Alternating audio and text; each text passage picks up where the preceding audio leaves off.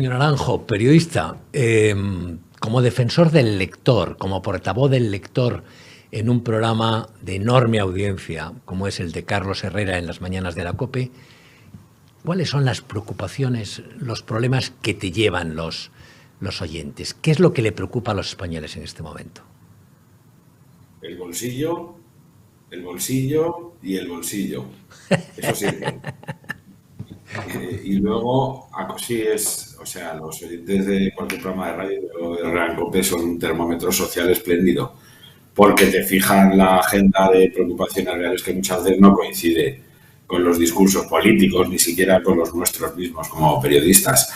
Pero a eso, Alfonso, hay que añadirle, sin duda, sin la menor duda también, las cuestiones que tienen que ver, bueno, pues con no sé cómo llamarlo, la identidad nacional y la propia condición humana.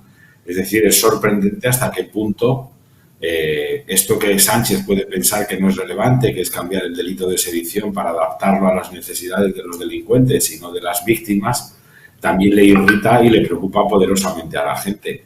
Y también cosas como las leyes estas mamarrachas del sí es sí, el no es no o el a medias, que generan estropicios sociales y que van de la mano de otras leyes igual de delirantes como la ley trans, la ley de memoria democrática o incluso la de eutanasia. Es decir, la gente se preocupa por el bolsillo, Alfonso, pero también se preocupa por la condición humana y la propia identidad nacional. Esto que algunos consideran una antigualla, pero que al final es la base de lo que somos, ¿no? De nuestras costumbres, de nuestras familias, de nuestra tradición, de nuestra lengua, de nuestra cultura, en fin, de nuestra identidad, que no será la mejor, tal vez, pero es la nuestra.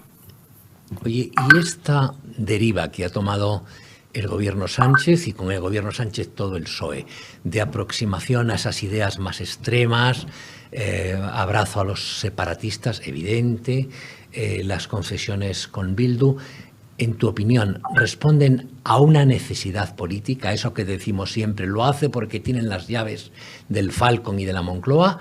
¿O hay un proyecto político detrás? ¿Está el PSOE en otra maniobra distinta, que es conformar una mayoría Frankenstein estable de cara a próximas elecciones, de cara al futuro, de cara al cambio de régimen en España? Yo es que creo que es peor que todo eso, porque el sanchismo como sistema, como ideología o como régimen se sustenta en un único principio, que es la falta de principios. Es decir, le da igual, no es que tenga en origen ese proyecto que acabas de describir, es que es capaz de aplicar ese proyecto para sobrevivir. Y eso lo hace todavía más peligroso. Es decir, es más peligroso Pedro Sánchez que Otegi, es más peligroso Pedro Sánchez que Junqueras, porque a los otros se les ve venir, tienen claro a lo que se dedican y lo que buscan. Pedro Sánchez no. Pedro Sánchez puede defender lo uno y lo contrario y acometer una reforma o la contraria en función de que eso le asista a sus planes, ¿no? Yo creo que en el caso actual, la deriva populista y antisistema de Sánchez se explica por una cuestión de marketing electoral sin escrúpulos que se explica muy rápido. No sé si tengo o no razón, pero por lo menos se explica muy rápido. Por un lado, es obvio que desde que vendió su alma al diablo en la moción de censura, el Partido Socialista ha dejado de ser un partido de grandes mayorías y que, por tanto, la mayoría Frankenstein está para ayer, para hoy y para mañana, es decir, ya es para siempre, y eso lo sabe. Pero, por otro lado, creo que Sánchez es todavía más radical en los últimos tiempos porque lo que percibe es que el voto moderado, por decirlo de alguna manera, que representaba a Ciudadanos, al que él tentó y con el que coqueteó, ya se ha ido definitivamente al PP, y que, por tanto, su objetivo electoral es quitarle, a ser posible, todos los votos a la izquierda más radical y antisistema que hasta ahora ha sido Podemos. Además, al radicalizar ese mensaje, Alfonso, yo creo que consigue o intenta conseguir de nuevo una especie de fractura en la concentración del voto de la derecha. Es decir, cuanto más radical sea Sánchez, más radical tiene que ser la respuesta a él y, por tanto, más posibilidades tiene Vox de recuperar la fuerza que tuvo, que no la haya perdido por completo, pero bueno, parecía que se había vuelto a reconformar lo de la casa común de la derecha en el PP, y con este doble mensaje pues le quita votos a Podemos y a la vez fractura o enfrenta de nuevo al PP y a Vox y divide de nuevo el voto del centro-derecha como estrategia electoral es buena, como reflejo de los principios de Pedro Sánchez, pues lo dice todo, no tiene principios. Pero una sociedad como la nuestra, y te digo, y tú la conoces porque todos los días pulsas la opinión no de decenas ni de cientos, de miles de personas. Es decir, es una encuesta permanente, lo que tú haces en la radio con Carlos Herrera. Y te llama la gente, te manda mensajes la gente, te escribe la gente, y eso, bueno, supongo que será gente enormemente variada. Dicho esto, el español, viendo la trayectoria de Sánchez, lo que decía y lo que hace, lo que decía y lo que dijo, no le pasan factura, porque en las encuestas no da la impresión de tener un gran bajón el PSOE. Esa es por lo menos en apariencia.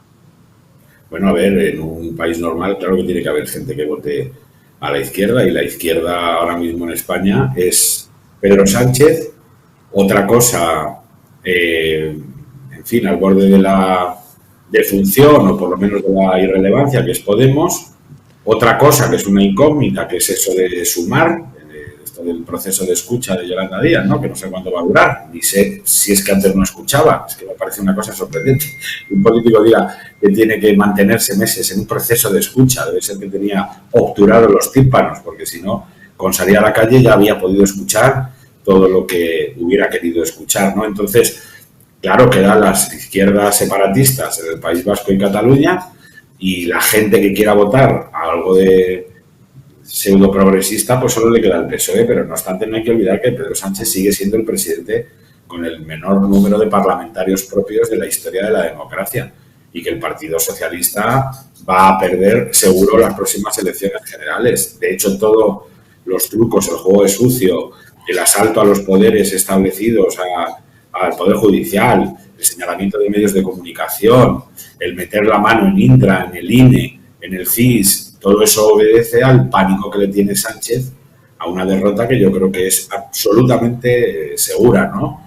Otra cosa es qué es capaz de hacer en el año de legislatura, pues que queda, ¿no? Y viendo al personaje, yo le veo capaz de casi cualquier cosa que esté dentro de la ley o que él pueda hacer parecer que está dentro de la ley. No, disgustos sí nos van a dar. Oye, una pregunta, y con eso casi terminamos. ¿Tú crees que Pablo Iglesias vuelve al primer plano de la política? Es decir, que todos estos movimientos de los últimos días, sus apariciones, sus declaraciones, los gestos de Podemos van encaminados a que él vuelva a ser candidato, ¿o no?